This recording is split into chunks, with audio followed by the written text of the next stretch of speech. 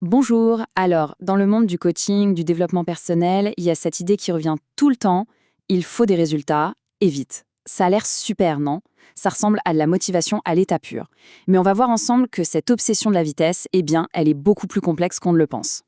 Voilà la question centrale. Cette urgence qu'on ressent parfois de vouloir tout changer tout de suite, est-ce que c'est une vraie motivation, un élan positif, ou est-ce que ça ne cacherait pas au fond quelque chose d'autre, peut-être une forme de fuite?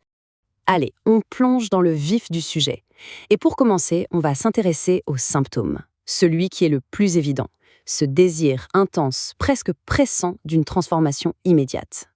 Et c'est là que tout se joue. Il faut bien comprendre qu'il y a un décalage, parfois même un gouffre, entre la vitesse à laquelle on rêverait de changer et le rythme réel, le vrai rythme nécessaire pour qu'un changement s'intègre en profondeur. C'est ce conflit-là qui est au cœur de notre réflexion. Ok, on a posé le symptôme. Maintenant, creusons un peu.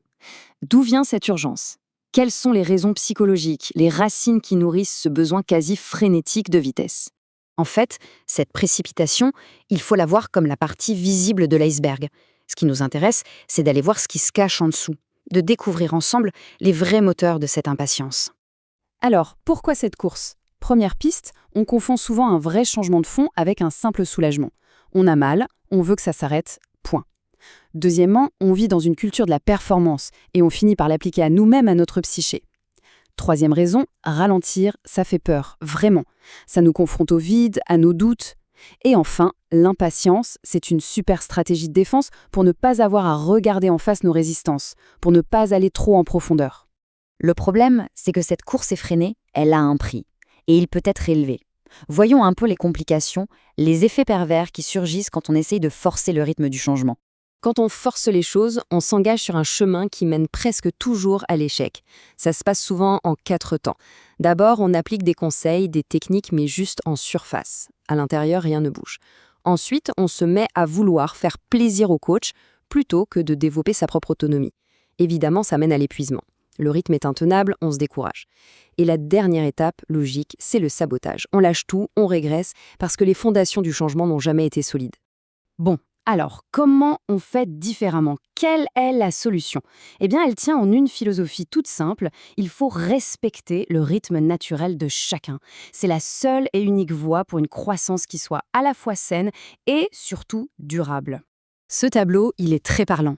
D'un côté, quand on force le rythme, on impose une cadence qui vient de l'extérieur, on crée une sorte de violence intérieure, et le seul but, c'est la vitesse. De l'autre côté, quand on respecte le rythme, on prend en compte la capacité d'intégration de la personne, on apprend à faire la différence entre une vraie résistance et un simple temps de maturation, qui est nécessaire. Et l'objectif, ce n'est plus la vitesse, c'est la durabilité. Et cette citation, elle résume tout. Le but, ce n'est pas de bouger pour bouger. Ce n'est pas la vitesse qui compte, c'est la justesse. Il s'agit de trouver le mouvement qui est juste, qui est aligné pour la personne à ce moment précis de son parcours. Ok, c'est bien beau en théorie, mais concrètement, on fait comment? Quels sont les outils qui permettent d'adopter cette approche, une approche plus saine, plus respectueuse et finalement plus profonde? Ici, la clé, ce sont les techniques dites non directives. L'idée, c'est de ne pas imposer une solution toute faite, mais plutôt de créer un espace pour que la personne trouve ses propres réponses. Ça passe par l'écoute active, les questions ouvertes, savoir utiliser les silences, le reflet des émotions. Bref, on co-construit le chemin, on ne le dicte pas. Alors là, on aborde un concept qui est absolument fascinant, le processus parallèle. C'est l'idée que la façon dont une personne se comporte dans sa vie de tous les jours, son impatience par exemple ou sa peur, va inévitablement se rejouer dans la relation avec son coach. Et c'est là que ça devient puissant. La séance de coaching se transforme en une sorte de laboratoire. L'impatience que la personne montre en séance, c'est le miroir direct de son impatience dans sa vie. Et ça, c'est une occasion en or. On peut l'observer, mettre des mots dessus et commencer à transformer ce schéma-là en direct. Au final, un accompagnement réussi, ça opère un vrai changement de perspective, un changement d'objectif. On passe du « je veux arriver vite » au « je veux construire solidement » et on passe du « donnez-moi la solution » à « aidez-moi à devenir capable de porter ce changement moi-même ».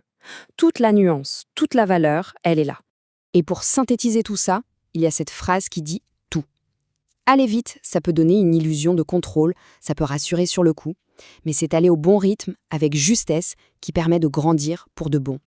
On va se quitter là-dessus avec cette question. Et si au fond, le vrai but, ce n'était pas d'arriver quelque part. Si le véritable objectif, c'était la manière de parcourir le chemin. Et si toute la richesse se trouvait dans ce qu'on apprend sur soi, pas à pas. C'est peut-être ça, la clé d'une transformation à la fois réelle et durable.